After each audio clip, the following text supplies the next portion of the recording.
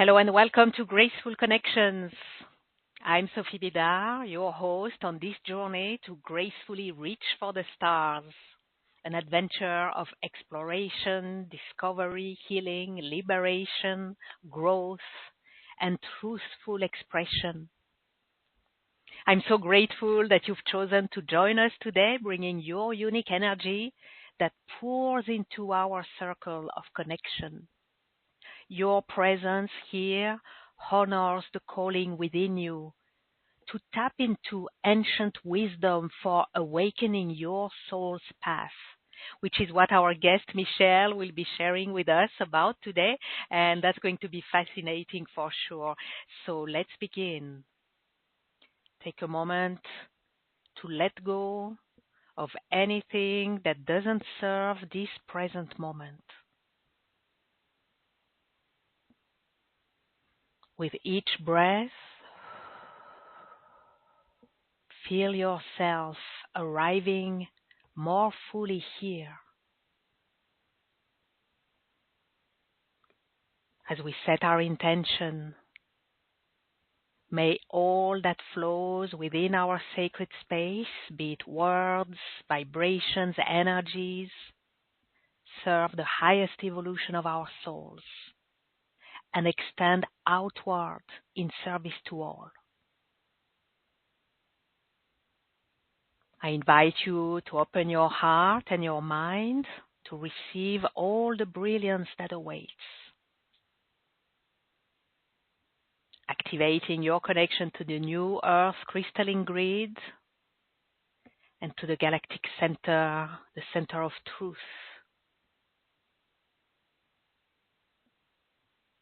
You are perfectly held, both grounded and lifted. You are safe, relaxed, and ready and open to receive.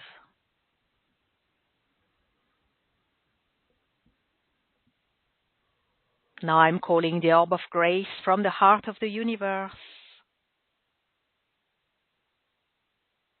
and placing the orb of grace around our gathering, each and every one of us.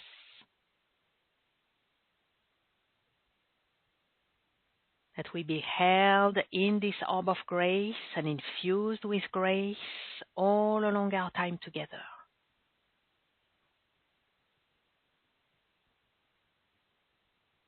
As grace permeates our field, it harmonizes, magnifies all that seeks alignment and illuminates all that longs for expression in accordance with divine will and the order of grace.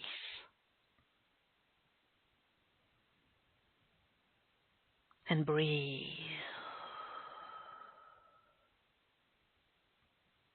Beautiful. Within the Orb of Grace, I'm delighted to welcome Michelle Holling-Brooks, multidimensional healer and oracle channel. What a blessing to have you with us today, Michelle. Welcome. Oh, thank you, my Sophie. I'm very glad to be here and to be with this beautiful community.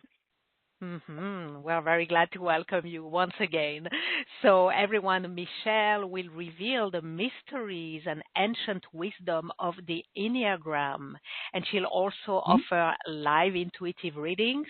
So to request your reading, press *2 on the phone or click raise hand on the web to come on the line with Michelle, or place your request in the Q&A box on the web. And the question to ask is, which point on the Enneagram is my soul wanting me to explore at this time? Or simply ask for a reading, and that's what Michelle is going to read for you. For now, yes. You can simplify it, make it easy for you. Just know that this is what Michelle is gonna read for you. For now, yes, let's dive into our fascinating topic, and I'd like to begin with asking you, Michelle, the basic question that is going to take us into the deep dive. What's the Enneagram, and where did it come from? Yes, thank you, Sophie. So the Enneagram, there's so much to talk about. It's like one of those tools like astrology and human design and other ones like that there's this wealth of, there's too much information in it. So we always got to pick a lane. So if you're closely related to a type 5, you're going to be like, but Michelle, you're leaving things out. And that's just the interest of time. So yeah, the Enneagram is an ancient wisdom tool for spiritual growth that really is about embodying how much of our beautiful soul's wisdom, talents, perspectives, ways of being can I not just think about, talk about, how much can I embody? How much can I feel? How much can I live and interact with the world through that soul-led consciousness that honors and tends to my personal desires and my survival, but without all those ways in which our ego consciousness kind of gums us up to meet those needs, right? Because we have survival needs and we have personal desire needs and we have soul needs. And how do we meet all those? That's what the Enneagram really helps us explore. And any questions, like real quick there? Can I go into like where it came from? Go to where it came from, then I'll ask you something. So, hold on, Michelle. Hold on. Michelle, can you hear me? Yeah. Okay. Yeah.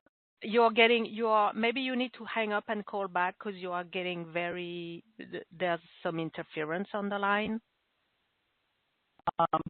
Now. Can you hang up and come back, please? Thank you.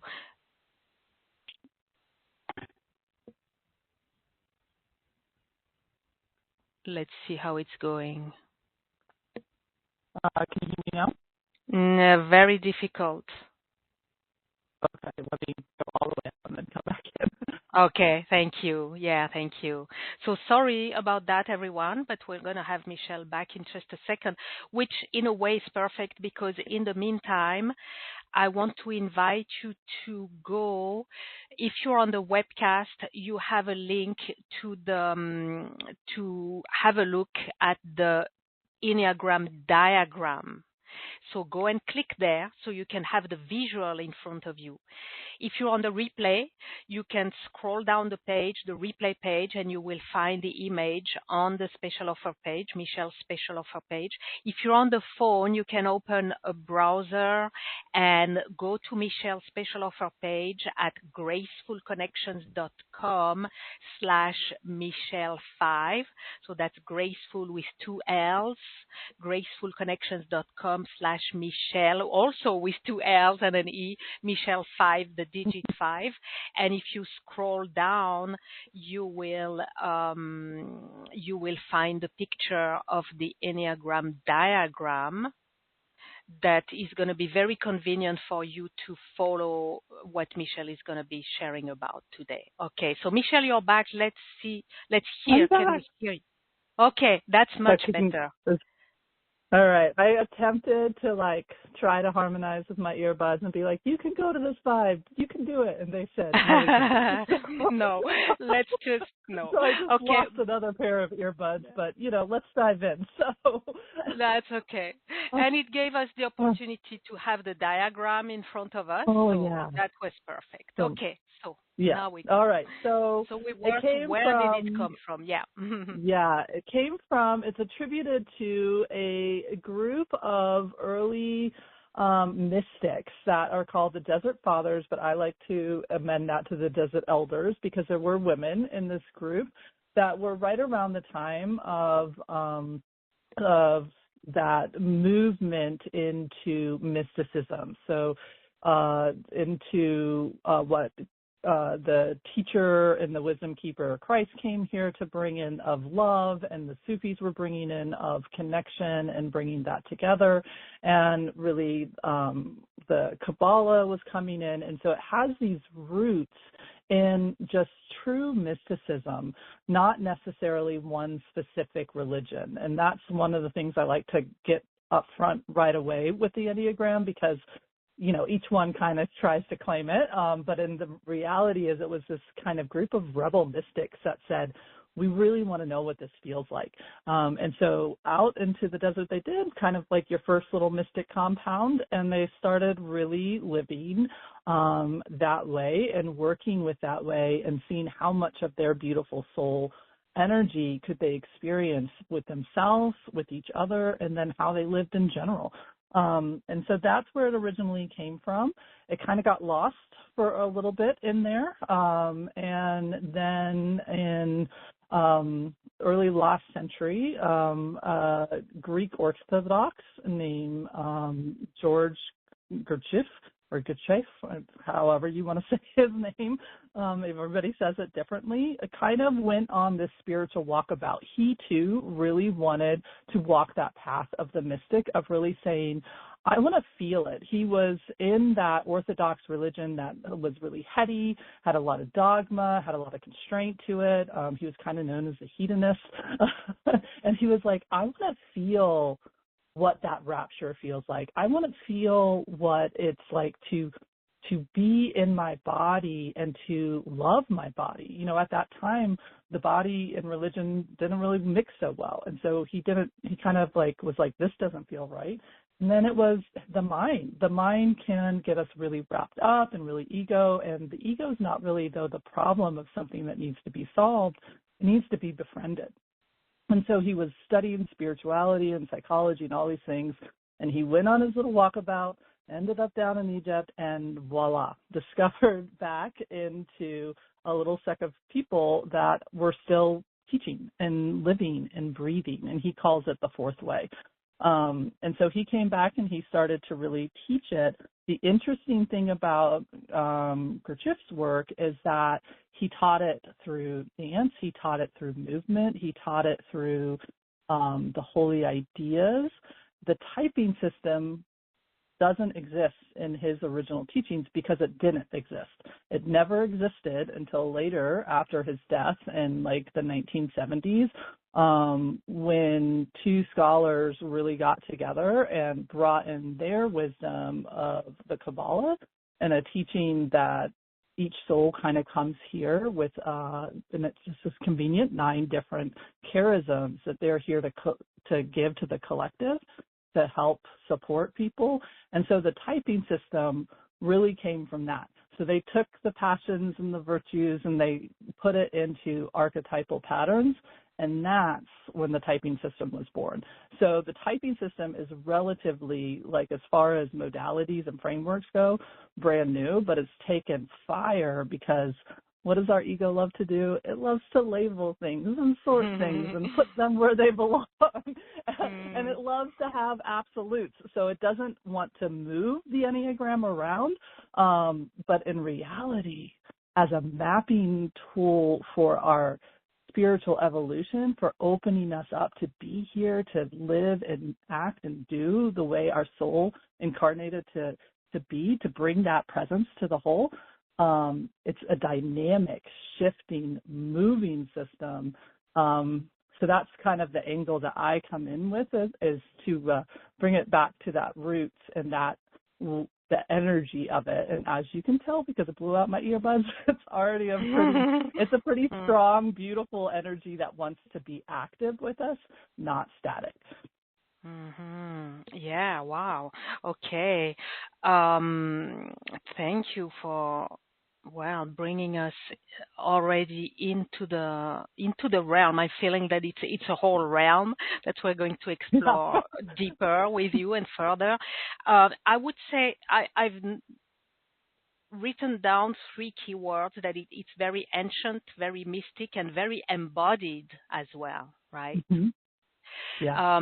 And the one thing that at the beginning, when you really gave us the overview of what is it, what I heard in the background is the template of our full potential. Would you agree that this is what it is? In short, of course, in short.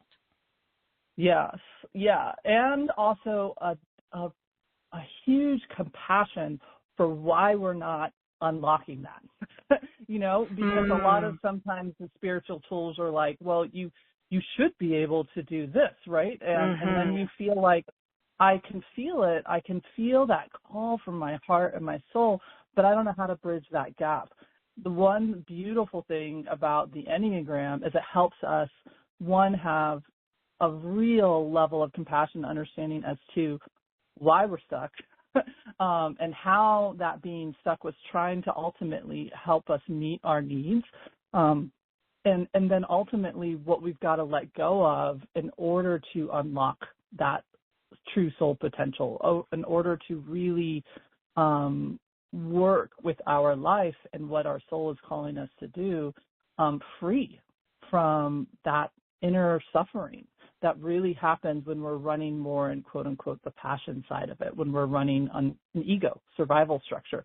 So it really is kind of crazy how this mystical tool mapped the ego structure, showed us why we do what we do, and then also even gave us an exit ramp into a different way of being. And you think about when this was developed so long ago, and that we only now have all this intellectual thing. It's like, actually, it's always been here, right? Mm-hmm. And that to me is just the magic. Mm-hmm. Yeah, wow. Okay, I guess it's time.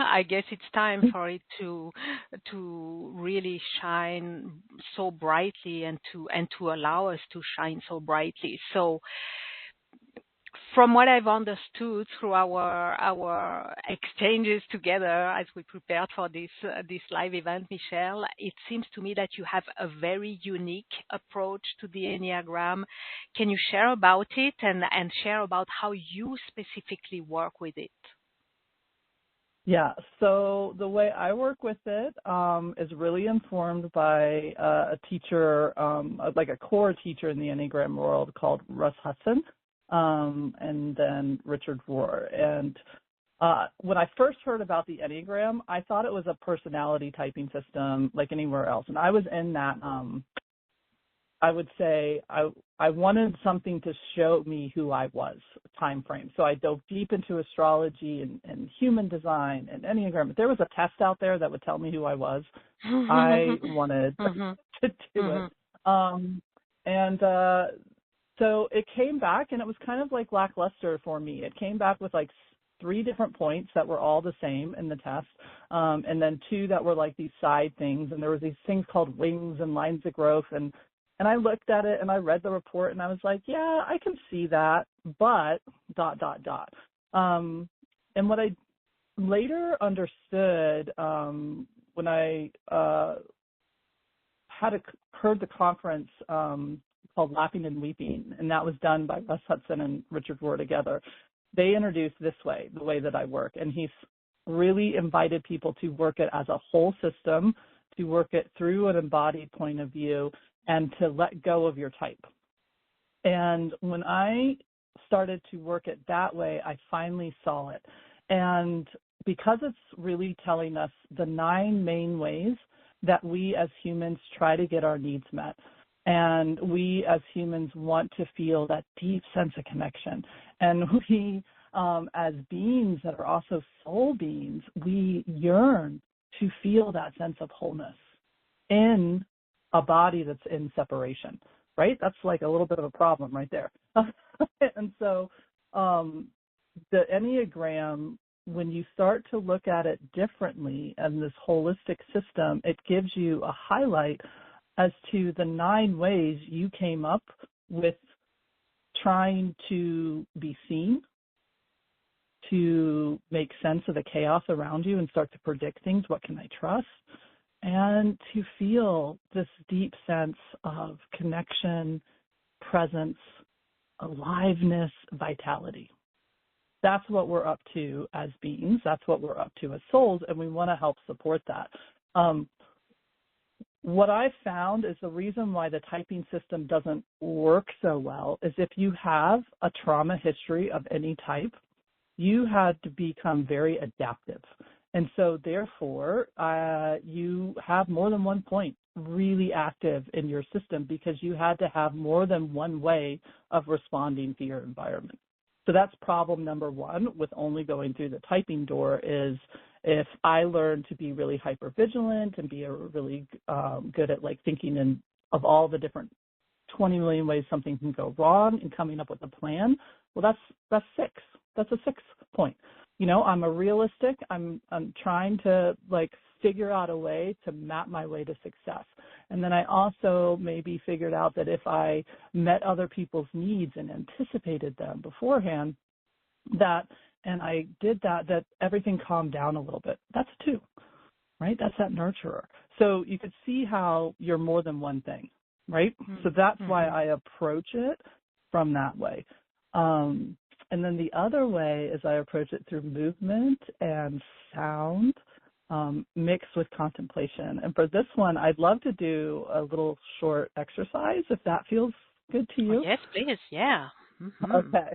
So if you're willing to, and this is where I wish we were on video, but we're gonna use the beautiful orb, Ms. Sophie, that you started.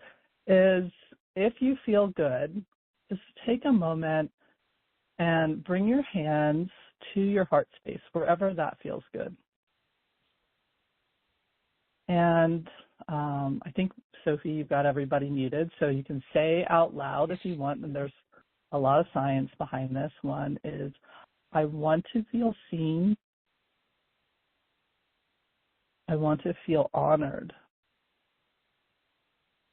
I want to be accepted for the heart and who I truly am. Feel that core. It's not just a desire, it's a need. I want to feel seen. I want to be honored. I want my heart to be seen for the beautifulness, the tenderness, the kindness that it truly has. So now imagine that there's somebody sitting across from you and they're saying the same thing. And you want to come and offer to them. So if you want, start to bring your hands out from your heart and over to them like you're starting a figure 8 pattern, and just kind of hold your hands out there, open to the other. I'm going to offer to you. I see you. I honor you. I want to know your heart as it is. And what we're hoping is that figure 8 will get returned back. So just gently bring your hands back to you in a figure 8 fashion, back to your heart. And let that flow for a few rounds, if that feels good to you. I see you. You see me. I see you. Oh, I receive back from you. I give to you. I can receive. So how does that feel, Ms. Sophie? Just kind of doing that. It feels so good. I was thinking, like, this is how we want to connect with just everyone, right? Those with whom it's already easy and we are consciously connected in love, and those with whom it's not really the case. But I feel that it just elevates our connection to a graceful, right? Graceful connection. That's very much so, I feel, right? Yeah. Yeah. And that's the power of the invitation of the 2 point, which is often called the nurturer. But really what the 2 point reminds us is that the ability to attune, to sense and feel, because it's a heart center type. And that heart center says, I can sense and feel and know the other without words, right? So in that exchange, there were no words happening, but yet it was opening, right? And there was exchanges of wealth of information. And like you said, ideally, that beautiful being gives that back. We reciprocate, and it's in that ebb and that flow, right, of giving and receiving. Now, this is kind of wiggle for a second, because I can only bring you through the Enneagram, through the felt sense of it. Now imagine that that's not there. You give, and somebody doesn't even feel the gift that you're offering them, to see them, to honor them, to get to know their heart as their heart wants to be seen, because you're hitting a wall in the other being of their fears, their worries, their overwhelm. What happens to that figure eight? Like, try to feel that one. Like, my hand goes out and it hits a wall. What happens? What void is starting to fill in between that space? Don't stay in it too long because it doesn't feel that great. Hmm. Can you feel, now we have a separation. Mm-hmm. And now it's like, well, am I worthy to get that back? What did I do wrong? All these questions start to pop There's up an in anxiety there, right? that rises, yes. Anxiety, yeah, you're starting to kind of leave your body. That connection you had to your heart space in the beginning, it's starting to get a little what? Mm. A little frantic, a little distance. So then the natural thought is, let me give again. Let me come in, and this time I'm going to scoop a little bit further in my own body and give more to the other. I'm going to attune even more to what their needs are. So I'm handing it to them on a silver platter, hoping that they'll what?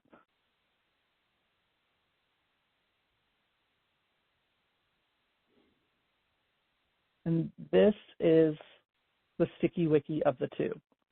We end up continuously giving more, giving more, giving more, hoping to engage that beautiful reciprocal relationship, that attunement between each other.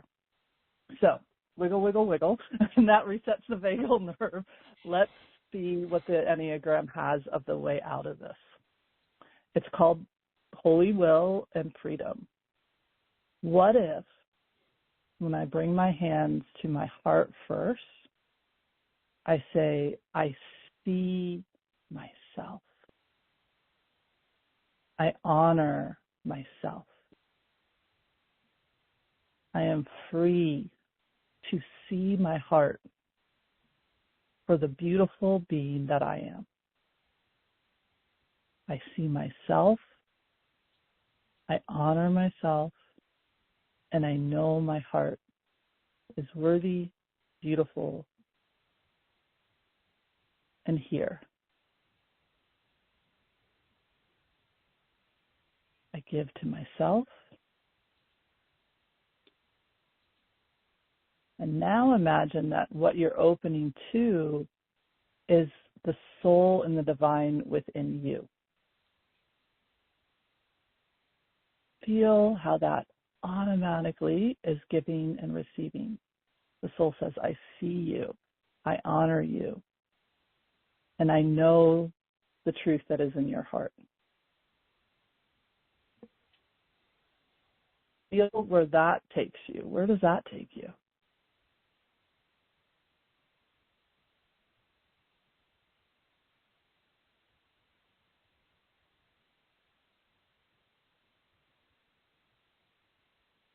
All of a sudden, we're not afraid to figure eight anywhere. In front of you, to the side, I have the freedom to willingly give without fear of, if it doesn't come back, I'm not worthy. Without that, of course, we're going to have a part that maybe has a sadness, that we don't have that level of receptivity, but our own worth, our own person isn't dependent on it.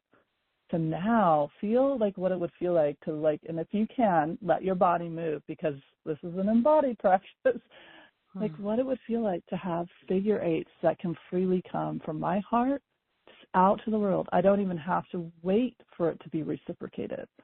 My own soul sees my goodness, my heart, my light, and I see it and I honor it. How does that feel in there, Miss Sophie? Oh, that feels we're in such a higher place, like I guess higher vibration, higher state of being. Definitely higher freedom, maybe even total freedom, right? The freedom to give, the freedom to receive is just like it's just wow. And where I feel like being on a, if we were on a video game and you have all these different levels, right? We're on a much Hmm. higher level in which it's all light, like the ground is light, everything is light around, like it's an illumination, it's an enlightenment, I guess. Yeah. So that's the roadmap held in, and Mm. that's just one point. So we just Mm. did what, like a 5-minute Mhm. embodied practice, bringing us through the desire, which the desire of the heart center is I want my heart to be seen and honored for the power that it has, right? That's a desire. That's a core desire. And so that's in there. And then the personal level of it is that we do want to be in those connections with others. I want to know your heart and I want you to know my heart, right? We want to be in that exchange. The soul level says, let's offer that. Let's stand up. Let's let our heart's gifts be freely given, and then those that are willing to receive will come in front of you. You will be guided to them. Mhm. But if we're so worried about the other ones, what won't we won't let that shine, and we'll be like hemorrhaging energy to places that our soul was like, hey, let's not give so much over there. Like, let's Mhm. come over here. Here's where your flow is. Here is where you're being asked to be. And we'll get all gummed up in that, and then we'll be like, why isn't it being received? We'll naturally default down to we're not worthy enough, I've got to give more. And so we get stuck. The Enneagram says, hey, ego, let go of that. Come over here, right? Mhm. And so that's the power of working with the Enneagram through this lens. And then imagine if you had a quick little exercise that you could do for each of those 9 different ways in your back pocket. So when you felt a frenetic energy or a wobbliness or a feeling of being unseen and unheard, you could witness yourself. And you could give that to yourself. How would that help you? Pretty Mm. amazing, right? Absolutely. Yeah. Wow. I love the combination of how profoundly mystical it is, because it is really the mystical experience, and with the embodiment, it's like the perfect it's the perfect combination, if you ask me. So yeah, wow. And I love how you make it so simple, because it's very easy to follow you in that depth, but yeah, very simple and yet very deep. So wow. Wow, Michelle, thank you for this experience. I guess, yeah, you gave us such a perfect illustration. The best illustration is the experience, right? Having an experience, an Mm-hmm. embodied experience. So thank you for that. Wow. Okay, You're so welcome. this was all about the nurturer, right? And that's Mm-hmm. Yeah. one of the 9. I mean, I'm sure there's much more to the nurturer, but we had already a deep dive into it. And what I was realizing, that's what you just led us through in just a few minutes.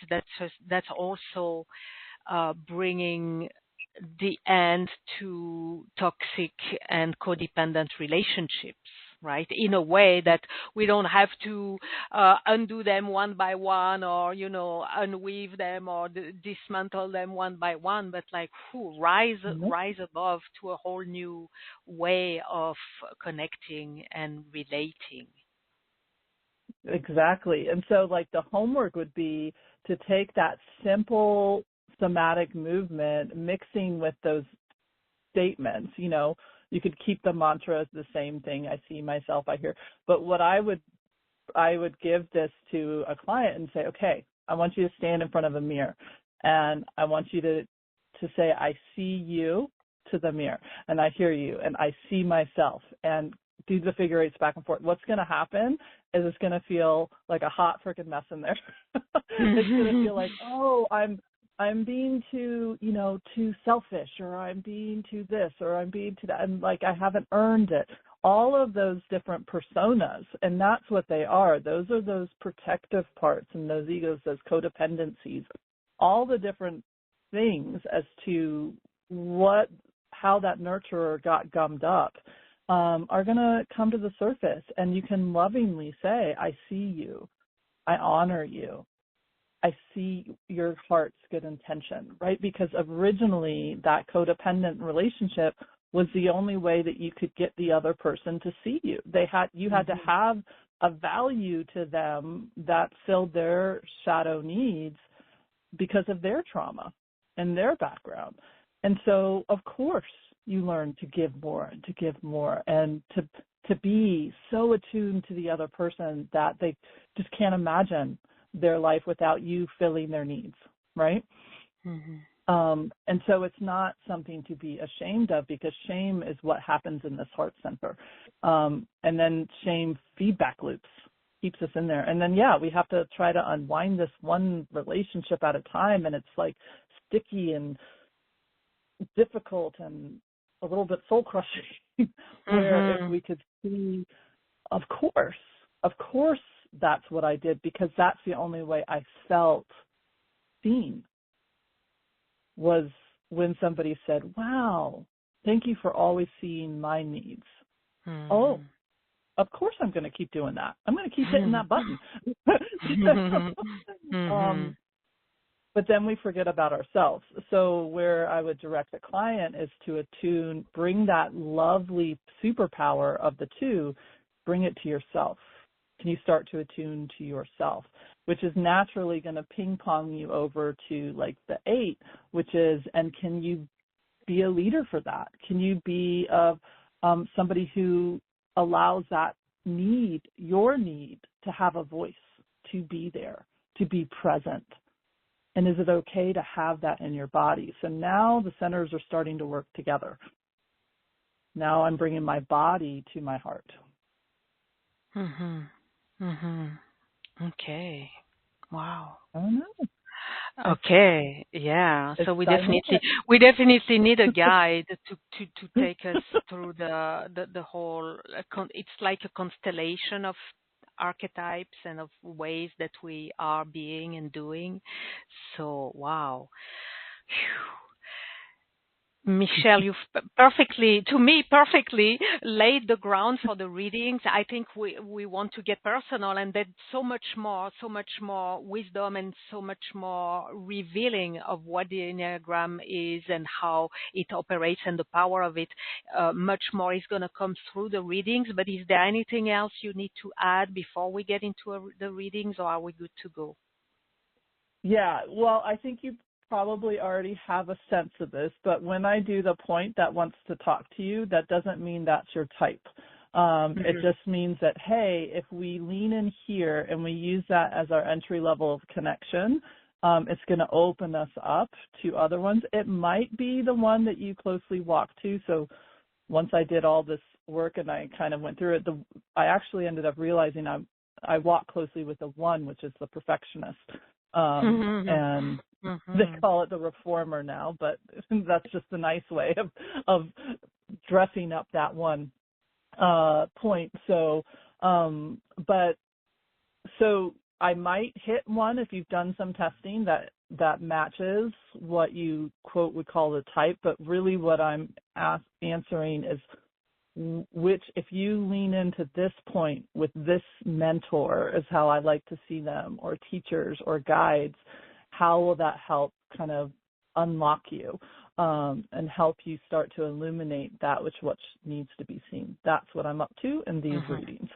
Perfect. Thank you. Yeah, thank you for this clarification. Very, very important. So let's get started. Again, to request your reading, press *2 on the phone or click raise hand on the web to come on the line with Michelle, or place your request in the Q&A box. And Michelle is going to read which point on the Enneagram your soul is wanting you to explore at this time. So let's get started with live callers. We're going to go to Los Angeles with Kathy. Unmuting you, Kathy. Hello. Hey, hi, Sophie. Hi, Michelle. Hi, Kathy. Welcome. I'm so happy to be Hello. here. Yeah, welcome. So, anyway, I guess I'll ask which point on the Enneagram is my soul wanting to explore at this time, and what are the blocks to connecting to this point, if any? Yeah. Okay. So we're going to stay in the heart center, and we're going to point 4. And hello, Miss Kathy. And so we in the point 4 is like often the word that goes with a point 4 that people hear that wants to be like shed from your system and wants to be let go is like you're too intense. You feel too much. You're too emotional. There's too much depth to you, and what we want to do is this point really wants to help you let that go, and really start. Very sensitive, yeah, and realize like that is actually your gift. And so, how can we help support that for you to where that feeling landscape that you can have, which is so shifting and can go so deep, also has like a center, like a beautiful pillar in it that helps you feel a deep sense of being able to honor the feeling tones, the nuance of the feeling tones that you can pick up on, and ultimately give yourself permission to say, I don't have to go all the way into them in order to honor them. Does that make sense? Yeah. Absolutely. Yeah, and then so to kind of lean in there is to just, the block is that feelings are not facts. Just go ahead and erase that, like hit delete on that, and open it up. Feeling tones are facts. They're just a different type of fact, right? Right. One of the things that I find I struggle with because I'm a more clairsentient, so I get feelings, then I notice the mind tries to interpret them, and that's where I have doubt of the accuracy of the perception, not the accuracy of the feeling, but the accuracy of the interpretation of the feeling. And so, and I think that's why that need to go deeper to have more clarity in communication with the mind, if that makes any sense. Mm-hmm. Yeah, it's like you're trying to share with the other person, no, this is real and this is why, and here's all the facts and here's all the reasons and here's all the, like if you can go to that deep into a point. Yeah, so working with this point will be like allowing yourself to just let that feeling be a standalone truth, and it doesn't have to have 60 million reasons why. Right. True. and that's hard for a 4 in that 4 point, because we're so used to being able to feel nuances that others can't feel. We do feel like we have to like justify them. Yeah, because most people want to know what is this? Yeah. Right? Yeah. And the part of the 4, the line of growth for the 4 is that too, attunement, and then to the other. And so it's helping the other person find that within themselves. You don't have to lay that groundwork for them. Understood. Yeah. Okay, all right. Thank you. Thank you, Kathy. Thank you. Blessings. Thank you so much. Thank you. Yeah, you're welcome. Okay, before we go to the next one, Michelle, one quick question. So you have a special offer. You're going to talk about this. You're going to share about this in a moment. But for now, I suppose that in the journey that you're going to invite everyone to join you with working with the Enneagram, you would work more deeply with how to remove the blocks and how to handle this, right? Can you just brief it, because later you're going to talk into more details about this, but so we get a sense of how you are here for us to support us with what you are reading today. Yeah, so it's pretty much what I did for the 2. I have a series of movement, of energy exercises and somatic practices mixed with the mantras, and There are allow, and specific for then each type. each Sorry. point, yeah. So each point Each has its point. own series, and we go Sure. center by center. So the body Right. center, the heart center, and then there's a live call. So you get to practice it a little bit on your own, start the dialogue, and then hop on a call with me and say, okay, I've been doing this one, but this is where I'm like a little gummed up, or this opened me up to this one. And so you have an opportunity to get some coaching and some next steps of what that is. So it was really hard for me to restrain myself with Kathy to not give her an exercise that would help with that conversation, of really opening up to finding that pillar mixing with the depth. And so there's a somatic exercise that actually is in the course just for that. Yeah, and thank you for holding back, because we want to have more readings done and to be fair to everyone. But I think it's important for everyone to know that we're not left to our own devices. Once we get our reading from you, there are very specific and powerful and embodied ways that you are here to support us with the next step, which is, well, how to deal with this and how to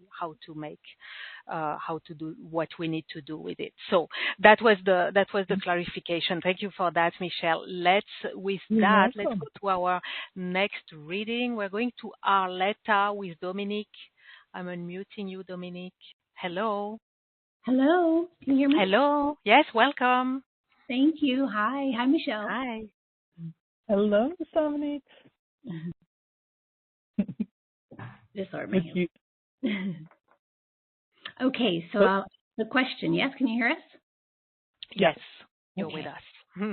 Which point on the Enneagram is my soul wanting me to explore at this time? And Dominique, your soul is bringing me into one that is near and dear to my heart, which is the one, which we've already kind of started to talk about. So that's that lovely perfectionist / reformer point. And when I feel into that one for you, the struggle that happens in here is I don't want to be messed with. And I don't want other people being messed with either. And so there's a lot of frustration that kind of comes in, of like, there's got to be a better way. There's got to be a way to show up that gives everybody this beautiful golden runway, that everything goes then according to plan.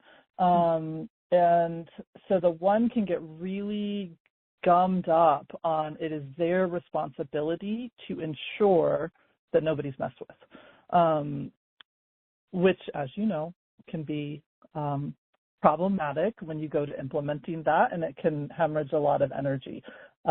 So the way out of that, the doorway that your soul is really kind of, it's opening up to this idea of that's like serenity, but in a very grounded way. So instead of just saying, c'est la vie, no worries, to instead look at what is it that you are being asked to do, and then trusting that the other parts are going to move exactly as they are being guided to move to, which might or might not look, quote, perfect to you, but yet it all enriches the environment. Does that make sense? Yes, it does, absolutely. And as you were mentioning that earlier about you being the one, I kind of did resonate with that. So there you go. Yeah. Okay. Beautiful. Thank you, Dominique. Blessings. Thank you, Michelle. I love how in your response, in your reading, and in what you shared, it's not about the spiritual bypassing or brushing things away, like, it's okay, or undermining, right, the quest for perfection, right? But how to be really, to really bring spirit, to really bring our soul into the game, and elevate this perfectionist. We did a radio show together, a podcast on the perfectionist, so it's really much, very much in the in the orb with us and with you also, Dominique. Thank you. Blessings. Okay, let's go to Ennis, I guess in Montana with Sherry. Hello, Sherry. Hi there. Can you? Hi. Yes, welcome. We can hear you. Welcome. It's Ennis, Montana. Everyone has a problem with that. That's okay. Hi, Michelle. Hello. Let me ask my question here. What point on the Enneagram is my soul wanting me to explore at this time? Yeah, so we're getting to explore all the different centers, and so we are going into the head center, and we are going to point 6. And this point, I think, is one of the most misunderstood ones. And so tell me if this sounds like something that happens to you. I have the ability to really just be real. And because of that realness, I can see all the different potential things that might or might not go right or wrong. And because of that, I have a plan. And in that plan, sometimes people like that, some people don't, but I am your best friend. So you're the one that can go to somebody and say, they can count on you. You are going to show up, and not only are you going to show up, you have a contingency plan for everything, which some people like and some people don't like. But it's because you're being really real with what can happen and what not happen, right? Yes, I can see that. So here's the one thing about the 6 point that yours in particular really wants to bring forward is that loyalty piece then to try to help other people see what they're not seeing, take into account what they're not taking into account, understand the wrinkles in their path and their thing. It can leave you feeling that you are not being honored for what you can see that they can't see, that you could see that they're about ready to run into a cliff, and you're trying to help them get off that path. But the problem is when somebody's in a protective stance, they rarely see that. So you're fighting way harder for people than they're fighting for themselves. Does that make sense? Yes, it does, for sure. Which equals a lot of hemorrhaging of your energy. But you're in a catch-22 because you are so loyal to them. You don't want to let that go because you don't want them to get hurt. And if you let them get hurt, then you're going to feel like a sense of responsibility for that.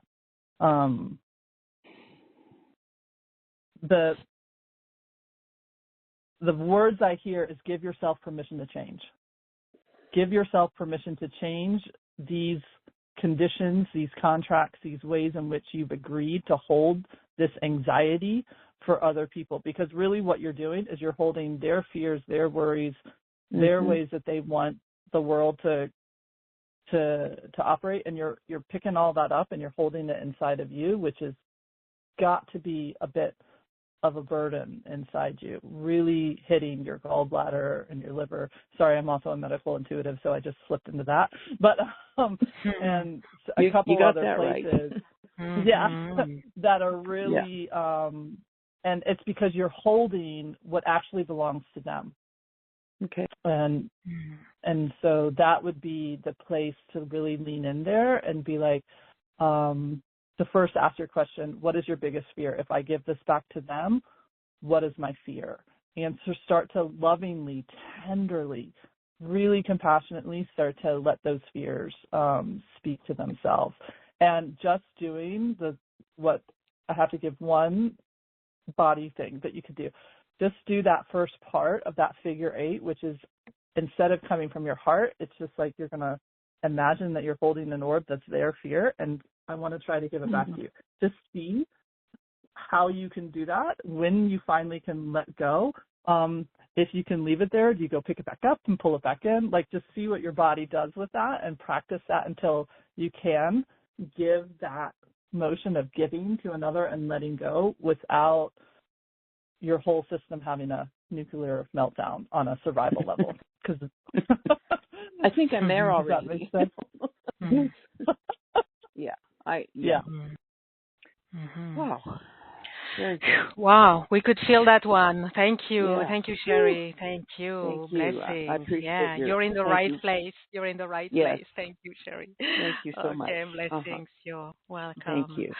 Okay, You're welcome. we'll come back to take more live callers. I'd like to take a couple of requests from the Q&A where we have plenty.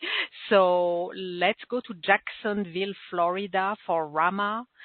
So which point on the Enneagram is Rama's soul wanting them to explore at this time? I think you felt called to Rema because she's also coming in as a 6, but from a little different angle. So we have a nuance of the loyalist, we have a nuance right? of it, and there are sub conversations in each point. And this one is really coming in with that idea of opening to trust. So if I stop making a zillion point plan of all my different ways in which I can respond to the reality of all the different things that could happen, what I do once Sherry lets that thing go, which she opens to, and Rama, what your heart is really guiding for opening to is that idea of, can I trust that the universe, that soul, that the divine, that resource that I need to work with whatever randomness comes my way is going to be there. And the only way that I can engage the resources that are here, that are present, that truth, that mystical truth that there is always support given. Earth has grit, yes. And because of that, there is always grace present. And miracles are always present. The question is, can we connect with them? And when I'm in anxiety and I'm in fear, I'm disembodied. And when I'm disembodied, I'm not connected to my heart. And therefore, my ego is my mind, and this is a head center point, is the only thing I have to work with. So this one is really inviting you into one, lovingly saying, okay, this is scary, fear point, but I open to trusting and knowing that the grace is here. So let me take a few deep breaths. Let me find my feet. Let me get back in my body, reconnect to my heart. And then that's going to open me up to that guidance that maybe is inside me, inside my soul, or that my soul and other people's souls have worked really hard to have a resource come to you that you don't even know is there because it's outside of your mind.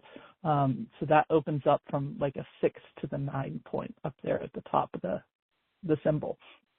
And so, yeah, so that's the way out of the 6 is they have to open to trust that the support that will be needed is there.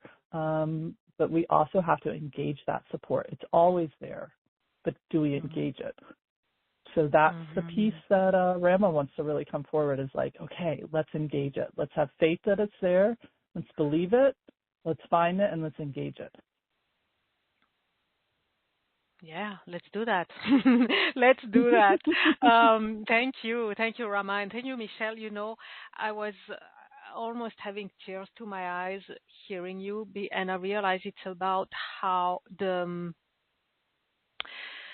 mystical depth in the insights that you bring, and the depth of the mystical perspective that is, I would say, embedded in the Enneagram, that I'm feeling. I personally would want nothing less, and I believe for everyone in the audience, if you've been drawn to graceful connections, you are also drawn to this, and it just feels so right to answer with that degree of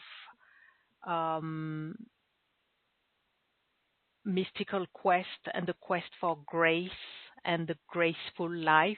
I would say. Mm-hmm. So wow, I'm very impressed and appreciative also that you are impressed with the Enneagram itself and appreciative of you, Michelle, being let's say the ambassador and the bringer of the Enneagram to our community and to each and every one of us. So thank you for that. Wow.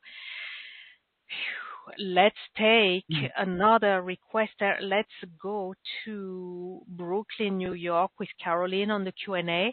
So for Caroline, which point on the Enneagram is her soul wanting to explore at this time?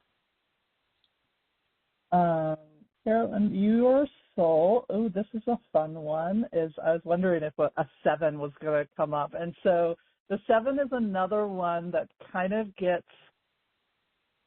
a bad rap, especially in the personality side of things, because the 7, the adaptation, the trauma response held in a 7 is like, I don't want to go too far into those feeling tones. I don't want to go too far into things that are uncomfortable. I don't want to go too far into things that are conflict. I don't want to go too far into things that get a little quote unquote messy in the feeling tones.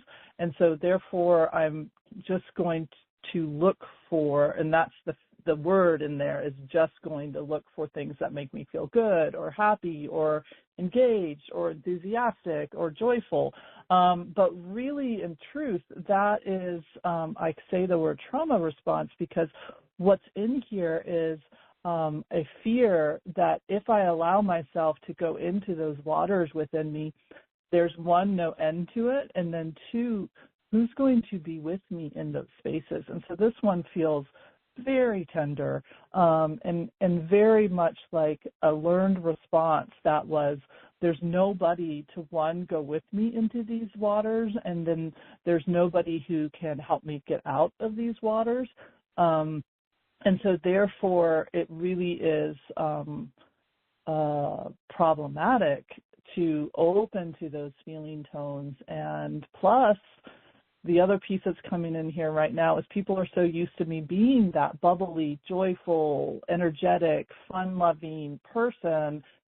If I allow them to realize that I have other emotions, where will that go? So there's twofold things that are happening in this 7 point.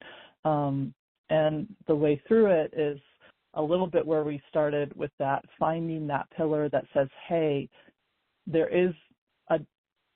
you won't get lost in here. To come in here with a guide of someone to help you work with those depths that you are capable of doing and working with, and starting to recognize that there is a way to move through them, and that each moment can have more joy, more laughter, if we're willing to allow the other to be there. It's a little bit like the 9 point is once we tone down one emotion and we shut the door on one thing, it actually shuts the door on all of them. So therefore, we end up with this muted color scheme when we want a vibrant, rich, and depth color scheme. And so that's what your soul is wanting, is like it really wants to experience that vibrancy, that depth, that richness. To do that, it's wanting to build some more comfort with some of these other emotions. All right. Wow. Yeah. Thank you. Thank you. Thank you for Caroline. Blessings to you, Caroline. Thank you. Wow, Michelle, this is just fascinating. It is absolutely fascinating. We'll come back to have more readings. I'm sure through the readings, we're gonna go through having a first overview of each of the points. But for now, you have created a wonderful offering to support us that's how it's titled, your offering, Embodying Your True Self. a journey of Mm-hmm. awakening with the Enneagram. So we'd love to hear all about it. So for everyone to follow, if you're on the phone, go on the web to gracefulconnections.com/Michelle5. That's graceful with 2 L's, Graceful Connections, all in one word, .com/Michelle, MICHELLE, digit 5. If you're on the webcast, you have a button and a link you can click. If you're on a replay, just scroll down the page and discover Michelle's special offer. Michelle, please reveal what you have created for our audience. Yeah, so I love this course. I have to be truthful about that. I love doing this course and I love guiding this course. So I work along with you as you're doing it because you can always learn something more. But it's the perfect mix between online kind of self-paced exploration mixed with live workshops that are all based in Zoom meetups. So obviously, because this is embodied, that I can guide you into a movement. I can catch the micro movements in your body and kind of be like, ooh, pause there. Do you feel into that and really guide you into that deeper presence of unlocking your body's wisdom. And so each workshop you learn more and more how to really nuance and develop that dialogue of somatic language and really trusting it and honoring it to guide you in your processes. So it's broken into 3 modules, one for each of the heart center, the body center, and then the head or the mind center. And we'll work through each one, and each one contains an overview to scratch the itch for the mind of what each point is. So I go a little bit depth into what are the kind of the struggle points, what is it trying to accomplish, and then what is the way, quote, out. But just enough to scratch that itch. Really what I want you to do in this course is explore it just like we did before. So each one has 2 to 3 energy exercises per point in video format, and then the mantra that goes with it, where that activates your voice, because when we unlock our throat chakra, we go from thought into form. We activate the law of co-creation. We start to literally attune our system and wake up like a vibrating of a string. And it's huge. So there's mantras in there, and then reflections that go with it. You have a few, like 3 days per point if you really want to get in between calls. And so those calls are spaced out. So it includes both the online course that has that for every point, and then it also includes a live call for each one, bringing it all together. And then you have access to that course. You can go back to it. You can keep referring to it. It has journal and reflection prompts plus 3 other quotes per point that I don't expect you to get to in the beginning, but it's so you can keep growing with the course. And I teach you how to make up your own mantras so that you can keep moving with it. And by the time you're done, you're more willing to trust where your body is asking you to move. So you're even starting to develop your own exercises and movements that go with each point as well. So it's a gorgeous course. And then there's the bonuses that you have access to right away. So there is a little bit of a lag time between the start, because I have a launch that I'm doing the first part of June, which I'm super excited about, but I won't go into that. But right now, when you sign up today, you have access to the welcome video, to the Enneagram 101, where I do give you a little bit more tidbits into it, plus some reflections to start priming the pump. And then you have access to all 3 bonuses, which are huge. The art of the U-turn, how to support yourself in deep healing practices, and then how to start to work with these terms, parts, personas, and archetypes, because all 3 of them are in the Enneagram, and how to distinguish them so that you can have a deeper read with yourself. So there's plenty of stuff, plus the fast action, which I won't get to yet, but that you can be working on between now when the course goes live in the middle of June. Mhm. Yeah, wow. It really is an immersion with you, an immersion with you holding our hand as we do so, is the impression I get. It's interesting because as you were doing the readings, I was, well, for each point that came through as you were describing a bit about it, I was like, oh yeah, I do. I have this one, I have that one, and actually we have all of them, right? I mean, Yes. now discovering through the course, it's not a matter of which is my type. I mean, we can make it be a matter. It's more of a matter, if I understand well, or elaborate if you want, but on what I'm going to say. But it's a matter of us, each of us embracing each of the 9 points, wherever we are at this moment with each of the points, and let's say elevating them, right? It's not. Mhm. Yeah. Um, Yes, because mhm. we have all 9 points within us, and so that's what I really learned from working with Russ Hudson was, we can work our 1 point, and yeah, sure, we can do our wings and our arrows and lines of growth, but if we let all that go and just say, hey, these are, at any given point, one of these points is going to be active, and if I have a knowing of what that point is up to, what need in me is it trying to meet, in most of the time unhelpful ways because of trauma and survival responses, then I know how to honor both the unmet needs in me, tend to them, my personal wants and wishes, and also make room for my soul's guidance and wisdom.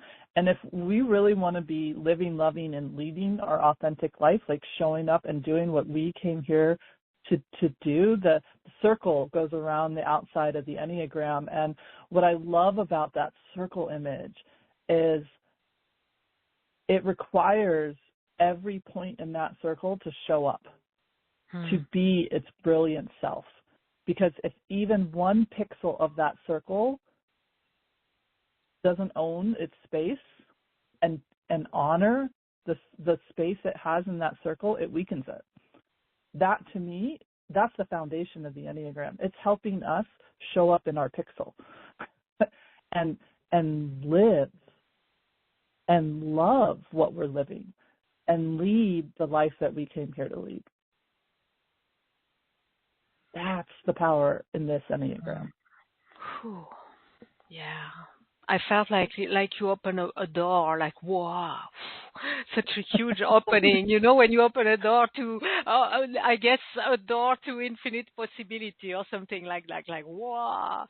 Yeah, well, the whole realm, as it came through earlier, Yep. the realm of the Enneagram. Wow, beautiful. Thank you. So, embodying your true self includes the 3-part Enneagram online course, the 3 live healing and coaching workshops.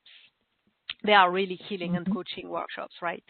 Yes. And the replays for these, obviously, and the 3 bonus videos.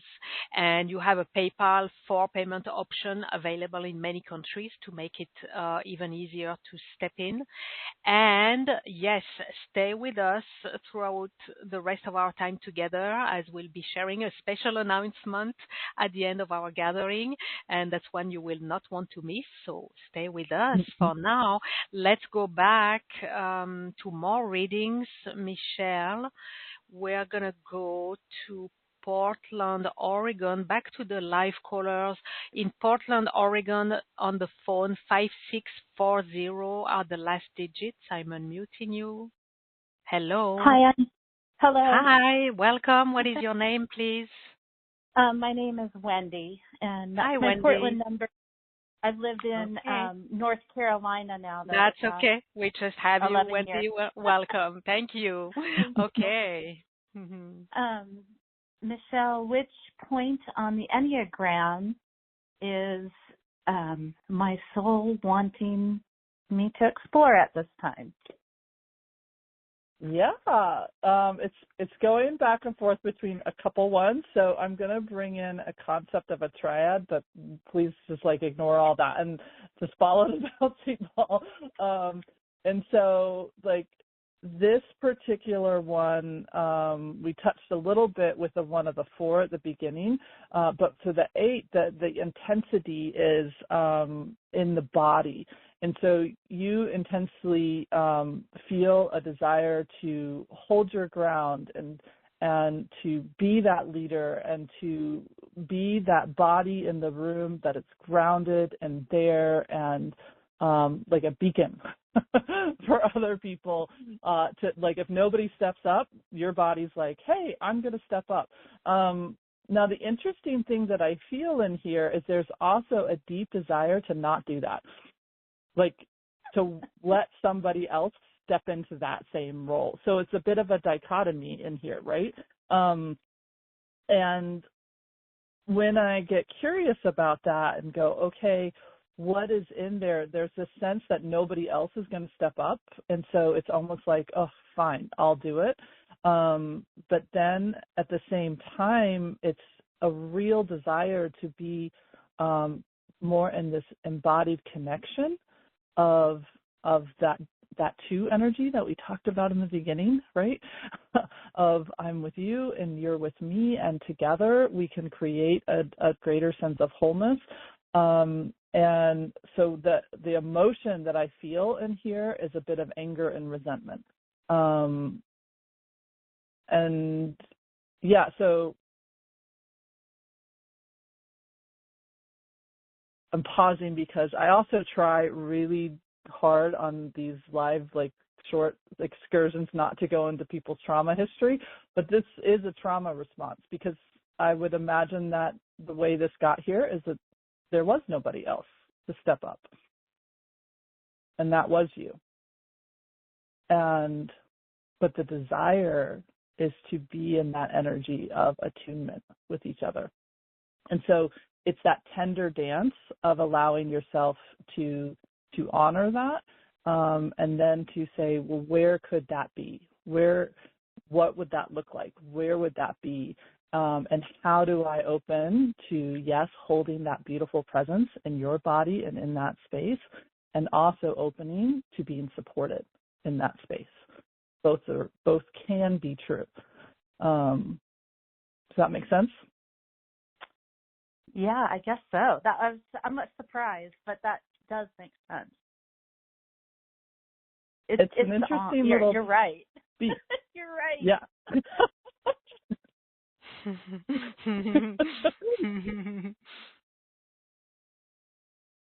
Yeah. Thank you. Yeah, so keep working with that. And oh my gosh, there's the perfect body exercise, but I would have to really describe it because you can't see. But I'd love for you to feel some of those that are in the course of how to hold both, to start to own that stance, that beautiful stance in a helpful way.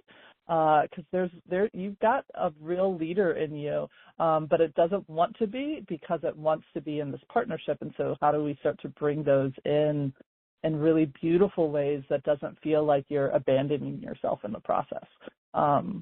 Yeah. Sorry, I could keep going. I'm gonna restrain myself as well. Hopefully you can join. Thank you, Wendy. Oh, it seems that this was a blind spot or something, and it's wonderful to witness how the Enneagram allows our blind spots to come in the spotlight, I guess. So, wow. I hope you can join. I hope you can join Michelle on the journey. Thank you, Wendy. Blessings. Wow. Yeah. Interesting. The power of awareness and having a guide and powerful intuitive as you are, Michelle, to support us in gaining this greater awareness. That's phenomenal. Every time I witness this, I'm like, wow. Thank you. Okay, let's go to Middleton, Wisconsin with Janine. Unmuting you, Janine. Hello. Hello, Sophie and Michelle. Thank you. Thank you so much for this. My question is the Enneagram. Which point on the Enneagram is my soul working, wanting me to explore at this time? We are going into a really fun point. We're going back to the head center, and we're going to point 5. And the point 5 is lovingly often referred to as, like the observer. When we're in that 5 energy, we are looking to create predictable outcomes, predictable ways to move through issues, predictable ways to move through problems. And so we love frameworks. We want to understand. There's a depth of knowledge. The 5 point often gets pigeonholed inappropriately with like that you're detached, you're withdrawn, you're shy, you don't have a lot of feelings. It's the exact opposite. You have a lot of feelings, you have a lot of ideas, you have a lot of ways of bringing it in. It's just that for you, you don't want to give all of your energy, your beautiful wisdom, your hearts, your frameworks, your ideas to someone that's not going to honor them or bring them in. But that's leaving a little bit of a backup in you, right? I have this deep desire to share the wisdom and the knowledge that's within me, and then I also have a block that's added. I'm just curious, do you feel that block in your body? My body is the last couple of months responding to. I have a difficulty breathing, and I've done tests, and I'm a shallow breather, and I'm really, really practicing, because I want to bring in my breath to be able to. I put oxygen in my blood. That's why I'm missing the oxygen in my blood. So that's the block. So the air element is really associated with that idea of inspiration. And if I'm already worried about sharing my ideas, I'm not going to want to bring in ideas. I'm not going to want to bring in more inspiration, more ways of thinking or understanding or what that is, because I'm already not up to that. So with this particular point for you, I would really look at that idea of I want to honor the wisdom held within me. I want to honor the ideas and the understanding and the way that I can see things and put things together and see things in frameworks that maybe other people miss. So start with self-honoring of that. And you're breathing that in. You're breathing in, wow, this is beautiful, and I'm exhaling and I'm letting go that this is how I also keep myself safe, is by what I know in my frameworks. I'm starting to let that go, and I'm opening to greater trust. The key to this 5, the 6, and the 7 is, once again, I'm letting go of this is how I protect myself, and I'm opening to that inspiration, that idea, that aha moment will come right when it needs to come. It might sound like they're not connected, but they actually 100% are connected. Okay? Yeah. That's your homework. Breathe that in, your own wisdom. Thank you. I felt I'd be the observer. There you go. You know it all, Janine. Thank you. Thank you. Yeah. Blessings. I'm speaking. Thank you so Blessings. much. I hope you can join. Yeah, thank you, Janine. Yeah, I was just saying, I hope you can join the journey, because you're going to be so supported with Michelle. So, okay, let's go to South San Francisco, California with Kathy. Hello, Kathy. Welcome. Oh, hi, Sophie. Thank you for Hi, taking Kathy. my call. Yeah, you're Thank welcome. you. I read the Enneagram book like 24 years ago. Hmm. And I remember, resonating with a few different ones, and but I haven't really heard much about it, so I'm very interested. It's interesting that you're, discussing it and in this way. It's very in depth. But anyway, thank you, and I would love to know, for me, what point on the Enneagram now that my soul wants me to explore at this time. Yeah. The Enneagram has a weird way. When you come across it, it kind of sits in the background until it's ready to come forward. Then it's like ding. So maybe this is your little ding from the universe to come and work with it from a different point of view. And so one of the things that your soul is really bringing me into right now is that 7 point. And that 7 point is that enthusiast, like we were talking about kind of earlier, and that they kind of do get that bad rap for just seeking that next thing that feels good to them or what it is, or being too optimistic and only wanting to look at the positive. And the desire of that really is, I'm looking for the thing that will let me feel deeply connected to my soul, to my purpose. I'm looking for the one thing that will light me up. And what I feel and hear is really bringing me into your throat chakra. And in that throat chakra, it's inviting into, like, am I willing to really become aware of that? Or if I become aware of that, ... And so there's a fear in here that if I really start to unlock my fullest potential, if I really start to believe in my fullest potential, I'm going to change. I'm going to change the things that I care about. I'm going to change the things that I maybe am okay with and appeasing parts of people. I'm going to change the way that I show up in spaces with people. And so the things that they've been looking to me to get, and they could count on me to providing that for them, I'm probably going to start to change some of that. And if I change that, what am I going to lose?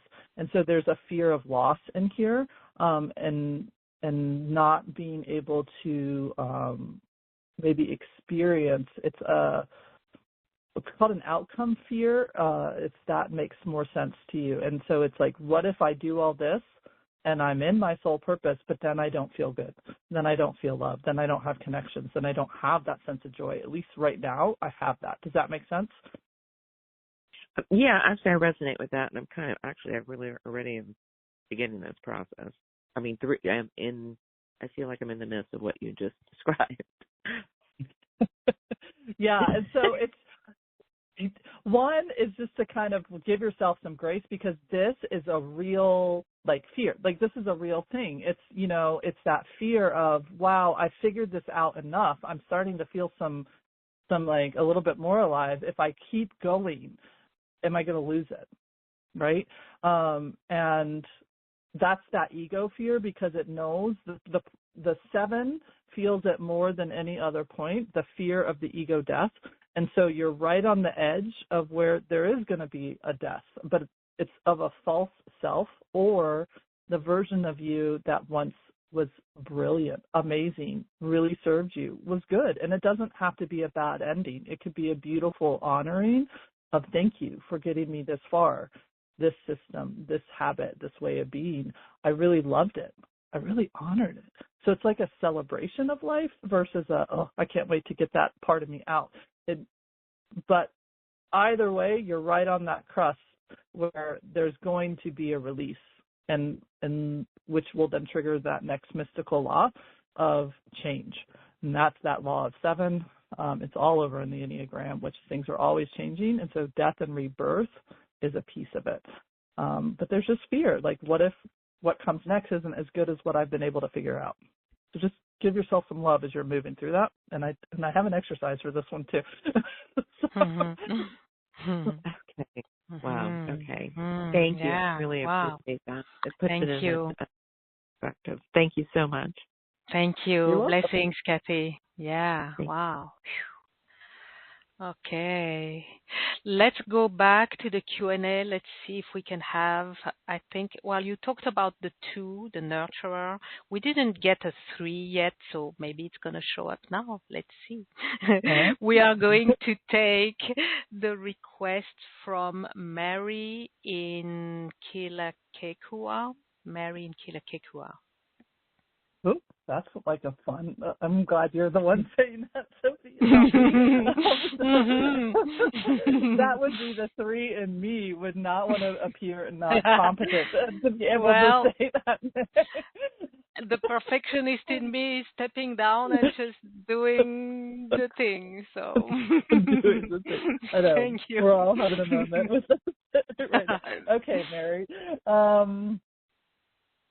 If there's a different point, that's what I'm asking. I was like, it doesn't have to be the 3. And it's like, oh, no, we can do the 3. And I'm like, okay. So that 3 is the achiever. And the 3 energy for you, Mary, is coming in. So the fear of the 3, when it's in, it gets stuck in the achieving what I call feedback loop. I'm only as good as my next achievement. I'm only my worth, my ability. Because not remember, you don't know, but you might know. But if the goal of the heart center is to be seen, they desperately want to be seen. Where we started with that 2 energy, as they are in their just worthiness of just being. I am precious because I am precious. And the only way we know that preciousness when we're little is when we have that reflected, mirrored back to us through the eyes of our caregivers. And they see us in our preciousness, not because of what we're doing for the family or what we can do, because at that point in our world, we're just the little thing. It's just because, wow, you are a gift. And your soul, I can see the light of your soul. And it's not your potential. It's not anything else like that. It's just, I see that. This 3 has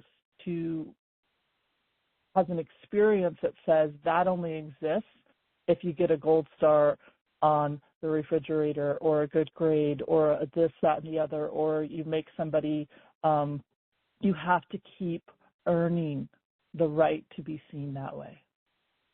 And it's an exhausting feedback loop. And desperately, what the 3 really wants to invite everybody to be able to do is to let go of that persona that I have to be doing. And if I don't keep doing, then I have no worth. Can we let that go? Because it's never been true from the very beginning. It was the fact that our world around us was a little bit asleep. It was a little bit misattuned and misaligned. And so can we let go of, I'm only valuable if I'm doing the work, air quote, and I'm doing the work exceptionally, air quote. Do I have value if I let that go? So a 3 desperately wants to just be able to take off that persona, that mask of the achiever, and will I still matter if I do? So it's a very tender spot, Miss Mary, that your soul is inviting you into, and I think all of us into, because we all have this core desire. Mm-hmm. Yeah. Wow. Thank you, Mary. Blessings. Well, let's take this opportunity to comment on this. I believe you mentioned the triad before, Michelle, but my impression is that some of them go hand in hand together, like these 3 go so well with the 1, the perfectionist. It seems to me like they're just they're a happy family, right? So, yeah. Yeah, so that's the competency trio is what it's called. So the 1, the perfectionist, I want there to be goodness. in the world, and I want people to want to be good to each other, and if I do my job and I show up correctly, then that will happen. And then the 3, this achiever, like I can see that there's good work to be done. And if I do the good work and I show up in that energy, then I want to feel confident and competent. I want to be seen that way. I want people to see that my heart has a desire to do good work, right? So they kind of get together, and then they pair up with one of the head center ones, which is that 0.5 that we were talking about earlier. And it's like, okay, well then to do that, let's figure out what we need to know. Let's figure out the best framework, the best way to build that mousetrap. Let's separate ourselves from those feeling tones that are just going to get us in the way, and let's figure out the best way to do it, and let's get a little detached. And so with this competency trio, it's about like, okay, 1, can we soften a little bit and come more into discernment instead of judging whether something's good or bad? Can we feel it? So we've got to get in our body. And then can we let go of the gold star from the universe? Can we give ourselves our worth right away? Now I'm willing to step into the work with a more freedom, right? And then the framework that would best serve me in that moment, it has the ability to come through in that moment, and I don't have to try to think it. So I'm not in a state of, what if I get it wrong? I'm letting that go. All of a sudden all 3 points light up in a completely different vibe for themselves. I'm able to get the download through the cosmic mind of what I need. I just then have to show up and do just that part, just that little part. I don't have to worry about all the other parts, and I can feel good about the work I did. Hey, I showed up today. I felt that download. I acted on that download part. Now feel how those 3 run together. Wow. Yeah. This is, I'm being shown some kind of structure that it tells me that this is such a perfect way to build internal structures that are elevated, that are no longer the kind of scaffolders that we may have built in order to, deal with life the way we know, and with all our personas and everything, and our habits and everything we've inherited and all of that. But instead of those scaffoldings, having some structures that elevate us, and that there's just so much light pouring through this. So yeah, I don't know, it's just being shown to me.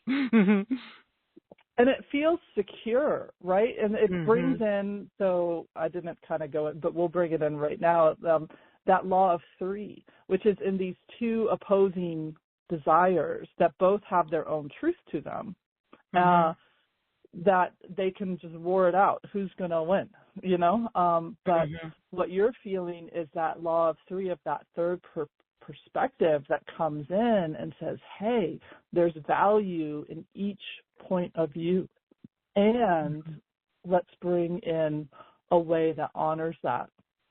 Now we have a way to support ourselves that's really secure, trustworthy. It's there, and you can feel that. You can feel that nurturing, that support, and that creation energy all coming in together. It's a really, it feels so good. It does. Absolutely. Oh, wow. Thank you. Thank you so much. So, we've covered all the different points with the 2 that you shared about at the beginning, and even offered the practices about. So, for everyone who didn't directly receive a reading from Michelle, I'm sure that you can sense, as many of our who came on the line said, oh, I knew that would be the one, or I thought that would be the one. So you have a sense, right? Or just simply ask your higher self to bring you the sense if you need to know. But eventually what we want is to embrace all of them 9, and the key for that is to join Michelle on this journey of embodying your true self and the journey of awakening with the Enneagram. So let me wrap up before we get to our special announcement. Embodying your true self includes the 3-part Enneagram online course, the 3 live healing and coaching workshops, and with the replays. And we can only imagine the depth of those workshops with the way you've been interacting with us and sharing. And I mean, it's like, I want to be a little mouse and and sit in the corner of these workshops and observe and delight in what is happening and unfolding and evolving and being healed and revealed during these workshops. So there's these 3 live healing and coaching workshops and the 3 bonus videos. And yes, you have the 4 PayPal payment option that's available in many countries. Go to gracefulconnections.com/Michelle5 for all the details. On the webcast, you have the button and the link. If you're on the replay, you just scroll down the page to have all the details about Michelle's special offer. And now, our special announcement. Michelle is generously offering a fast action bonus for any purchases by Sunday, May 11th at midnight Pacific. Michelle, please tell us about your fast action bonus, Healing Through the Houses. Yeah. So I was inspired for this. I wasn't planning on giving this, it's a full course. It's a 12-part video series. But I was inspired by your title for this summit of, reaching for the stars. And so another system that I totally love is astrology. So I'm also an astrologer in traditional Western astrology. And certified archetypal consultant through Carolyn Mace. And so this bonus is the perfect one for, I figured all of the people that would be attracted to this type of thing do like those self-reflection questions, and they do probably like systems. And so Healing Through the Houses is a 12-part series that goes through each of the astrological houses, through a combination of the archetypal wheel of Carolyn Mace, mixing with the theme of the houses. And so it's a series of videos that invite you into a journey, a reflection journey, and explore questions like, who am I? And that's house 1. And what makes me feel safe? That's house 4. And who am I in relationship with others? That's house 7. And so it invites you into the similar thing of one, exploring how you were developed, because we always want to start with honoring that survival path. If we didn't do what we did to survive, we would not have been able to be as successful as we are. And so we want to honor that original path, and then it opens you up into who do I want to be in those different themes of my life, and then ultimately opening up to that question, what is my soul inviting me to remember? And so I knew there was a gap between when I would be able to offer those live programs with the launch of my new product, and so I wanted you to have a beautiful Reiki-filled container, because each one of those videos has Reiki involved if you want it, to really, again, get you kind of rolling. And you could pick maybe just 1 house or 2 houses between now and then, but it's there and available to you, and part of your healing library that you can go to whenever you want, and get some questions and coordinates, because when we're struggling, having somebody ask you those loving questions from this point of view really helps us sort through the chaos and the overwhelm and the like feeling of shakiness so that we can see and we can sense and we can hear and we can reconnect to the truth that's already within us. And so it's a whole course. So you get two courses for the price of one. Yeah, wow. That's so, as I said, you're generously offering a fast action bonus. That is very, very generous. And how it is so brilliant because it is not just an astrology review of the houses, but I love how you're bringing the Caroline Myss's archetypes, like you're mixing the houses with the archetypes, and these archetypes, that in itself also is a framework that is very profound and powerful. So that is such an exceptional fast action bonus. Thank you for answering the call that you have received to do that. It's very, very, very appreciated. That's a treasure, and you are a treasure. You're such a treasure, Michelle.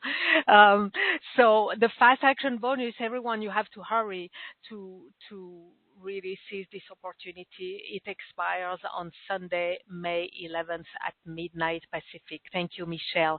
Are there any closing words you would like to offer? You've offered so much already, but if there's anything you feel like you want to add, you're welcome to do that now.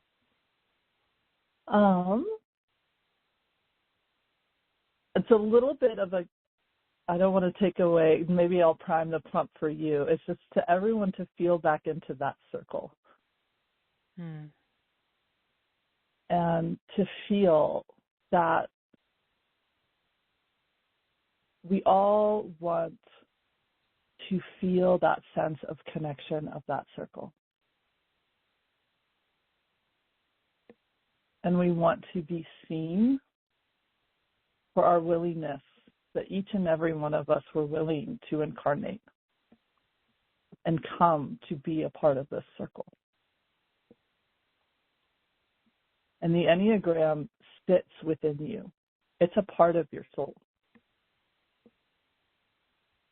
And so to feel that within there are 9 gifts, the ability to deeply sense and feel yourself and others, the ability to bring vitality and love and passion into your life, and the ability to know, deeply know, and have faith in the support that is seen and unseen. That when we step into that, we are able to be of joyful service to ourselves and to others. And that's what we really came here to do. So I'm excited to be able to help unlock that and allow that to be more present. Thank you. How perfect. Let's take a moment to take all this in and these closing words and this circle. Let's take it all into the orb of grace, returning to the awareness of the orb of grace surrounding us and allowing it to remain there, holding us, holding all that we have received, all that we have experienced today, all that we are not even yet aware that we have received, allowing it to reveal itself as we are held in the orb of grace for as long as it serves our highest good, our evolution, and the highest good of all.